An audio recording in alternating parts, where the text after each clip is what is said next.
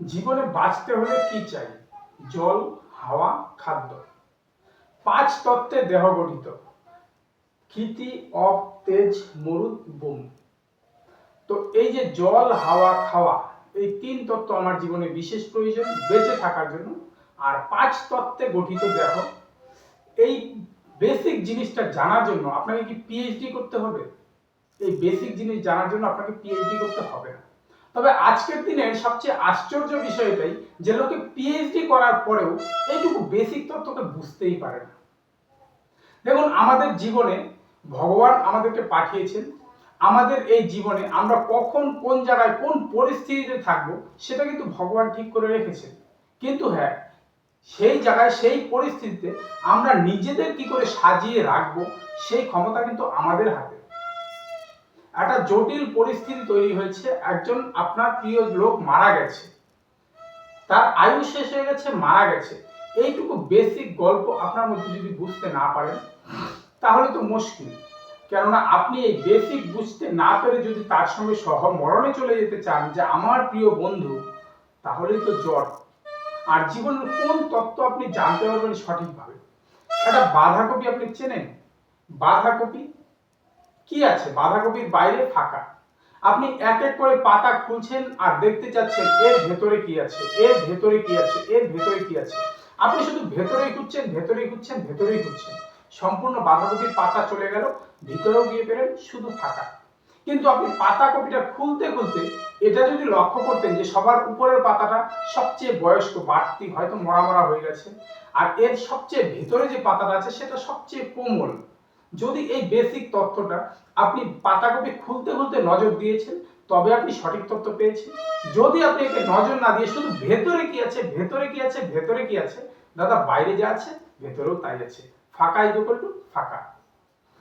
আজকের এই গল্পের সঙ্গে মিলিয়ে না, আজকের দিনে একদম শর্ট আর সিম্পল ভাবে আমাদের শরীরে আয়রন ডেফিসিয়েন্সি, শরীরে বর্তমানে বাঁচতে হলে নিউট্রিশনিস্ট বা পুষ্টিবিদের ভাষায়, এমনকি ডাক্তারি ভাষাতেও carbohydrate, protein, fat, vitamin, mineral, জল, এই 6টি উপাদানের বিশেষ প্রয়োজন। তো এই 6টি উপাদানের মধ্যে আজকে আয়রন মানে রক্ত, এই রক্তের ডেফিসিয়েন্সি নিয়ে কথা বলবো, যা একটি বিশেষ খনিজ আমাদের শরীরে। এই ডেফিসিয়েন্সি কেন হয়, কি কি কারণে এই ডেফিসিয়েন্সি আমাদের শরীরে দেখা যায়, কি কি লক্ষণ হতে পারে এর জন্য, আর এর সঙ্গে থাকছে কি কি করে আমরা একে সারিয়ে তুলব। তাই ভিডিওটা যদি সম্পূর্ণ আপনি নজর দেন তাহলে অবশ্যই আপনার জীবনে আয়রন ডেফিসিয়েন্সিটা ঠিক হয়ে যাবে। তবে সেই সঙ্গে আয়রন ডেফিসিয়েন্সি ঠিক করলেই যে আপনার শরীর ঠিক হয়ে যাবে এটা ভাববেন না।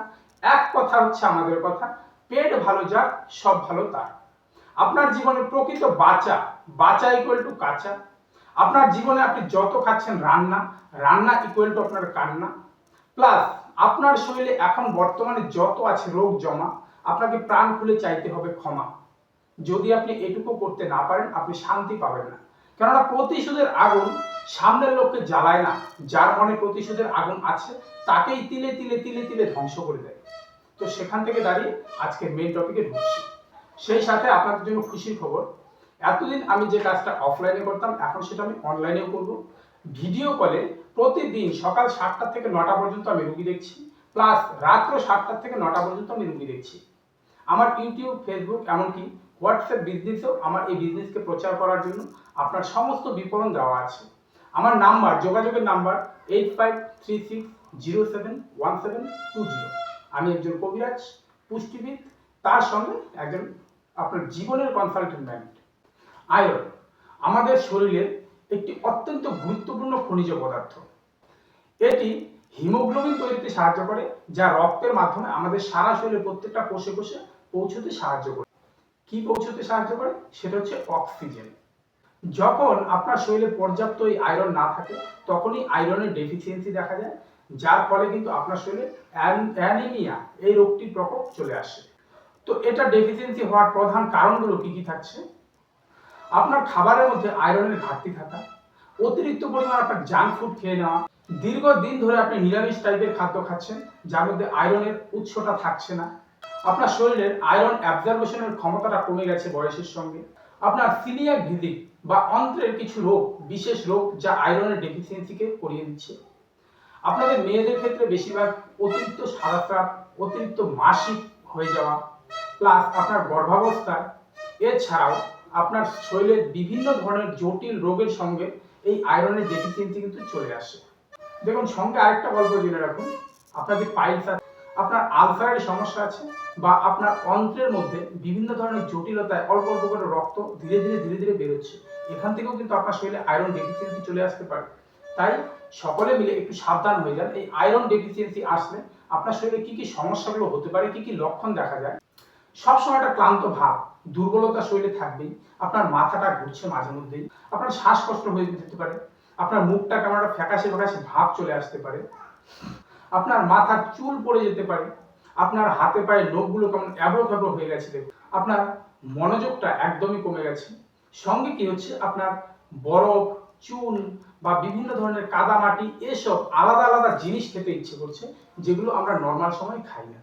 তো এরকম লক্ষণগুলো যদি আপনার মধ্যে কোনোটা দেখা যায়, দীর্ঘদিন ধরে দেখা যায়, অবশ্যই কিন্তু আপনি আয়রনটাকে একটু চেক করে নেবেন। তো এর মাঝখানেও কারা অতিরিক্ত এই রোগের আওতায় থাকেন, গর্ভবতী নারী যারা আছেন, অতিরিক্ত মাসিক যাদের হচ্ছে, ছোট শিশু বাচ্চা যারা আছে, কিশোর কিশোরী, বয়স্ক লোক, এমন যাদের দীর্ঘদিন ধরে রক্তক্ষরণের সমস্যা আছে বা হজমের সমস্যা হচ্ছে, তাদের কিন্তু এই রোগের আওতায় আসার চান্স সবচেয়ে বেশি। তো এবার এই আয়রনের ঘটনা তো ঘটে গেল, একে ভালো করব কি করে? প্রতিকারের উপায়। প্রতিকারের উপায় নাম্বার 1 আপনি রাখতে পারছেন বিভিন্ন ধরনের আয়রন সমৃদ্ধ খাবার। এর মধ্যে কি থাকছে? বিভিন্ন কলিজা, মাছ, মাংস, ডিম, পালং শাক, কালাই শাক, কালাই, ছোলা, কিশমিশ, এইসব জিনিসকে আপনার আয়রন ডেফিসিয়েন্সি পূরণ করতে অনেক ক্ষেত্রেই কাজ। আয়রনযুক্ত খাবারের সঙ্গে আপনি ভিটামিন সি এর উৎস হিসেবে লেবু, আমলকি, এই ধরনের যে ভিটামিন সি যাদের থেকে পাওয়া যায়, তাদের কিন্তু আপনি রাখতে পারেন অবশ্যই, কেননা ভিটামিন সি আমাদের আয়রনকে অ্যাবজর্বেশনে খুব ভালো সাহায্য করে। নম্বর 3 এ আপনি রাখতে পারছেন খাওয়ার সঙ্গে সঙ্গে বা খাওয়ার থেকে ওঠার পর চা কফি ভুলেও নেবেন না। এই চা কফি খাওয়ার পরে যদি আপনি নিচ্ছেন, আপনার মধ্যে কিন্তু আয়রন ডেফিসিয়েন্সি আসার চান্স অনেকটাই বেড়ে যায়। তাই এটা কিন্তু অ্যাভয়েড রাখতে হবে, বিশেষ করে মাঝপথে বলে দিলাম। তো এখান থেকে মোটামুটি আমরা একটা হালকা রাব হিসাব নিয়ে নিলাম। এরপর এই আয়রনের ঘাটতি হয়েছে, আপনি নিজে হালকা একটু জেনে বুঝে আয়রনের সমানে ট্যাবলেট খেয়ে যাচ্ছেন, বিভিন্ন ধরনের ইনজেকশন কিংবা আপনি ফাইল, সিরাপ এসব নিজে ডাক্তার হয়ে খেয়ে নিচ্ছেন। এটা করবেন না। এটা না করে যদি আপনি চান সত্যি নিজের ভালো, তবে আপনি কি করুন, আয়রন সমৃদ্ধ খাবারের দিকে একটু বেশি নজর দিন। 7 থেকে 10 দিন আপনি দেখুন, যদি এই মধ্যে খাবারে আপনার শরীরে কোনো 19-20 না ঘটাচ্ছে, তবে একজন অবশ্যই সুচিকিৎসকের পরামর্শ নিন। কেননা সুচিকিৎসক আপনাকে যে রাস্তা দেবে, যে পদ্ধতি দেবে, সেটাই হচ্ছে সঠিক রাস্তা। আর আপনি যদি মাঝখানে বেশি খোদার উপর খদ্দারি করতে যান, অবশ্যই কিন্তু এর জন্য আপনাকে বড় মূল্য চুকাতে হতে পারে। তো আজকের এই ভিডিওটা যদি আপনার মনে হয় যে কিছুটা ইনফরমেশন আছে এর মধ্যে, প্লিজ একটি লাইক, একটি কমেন্ট, একটি শেয়ার, সঙ্গে সাবস্ক্রাইবটা করে রাখুন, যেন আগামী প্রজন্ম এই ভিডিওগুলো পায়।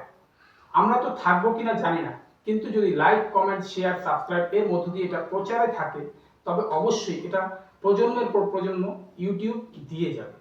তাই আপনাদের জানাচ্ছি, ভবিষ্যতের দিকে তাকিয়ে প্লিজ একটি লাইক, কমেন্ট, শেয়ার, সাবস্ক্রাইব।